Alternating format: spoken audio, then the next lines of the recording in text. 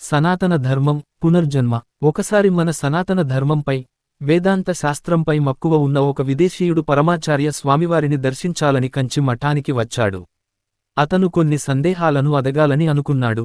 వెంటనే అతనికి స్వామివారి నుండి పిలుపు వచ్చింది. సమయం వృధా చెయ్యకుండా తన సందేహాలను స్వామివారి ముందుంచాడు. స్వామీజీ, నేను మీ సనాతన ధర్మ యొక్క అన్ని సిద్ధాంతాలను అర్థం చేసుకున్నాను, వాటిని గౌరవిస్తాను కూడా. కాని ఈ ఒకే ఆత్మ పాప పుణ్యాల ఫలం వల్ల మళ్లీ జన్మించడం, క్రిందటి జన్మ కర్మఫలం ఈ జన్మకు రావడం అనే ఈ పునర్జన్మ సిద్ధాంతం నాకు అర్థం కావడం లేదు.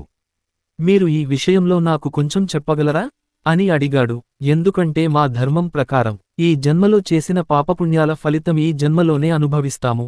అంటే మేము నిజాయితీగా ఉంటే దేవుడు మాకు మంచి చేస్తాడు, కపటంతో ప్రవర్తిస్తే మాకు చెడు ఫలితాలను ఇస్తాడు అని చెప్పాడు. అప్పుడు మహాస్వామి వారు అతని దగ్గర కారు ఉన్నదా అని అడిగి కంచీపురంలో వెళ్లి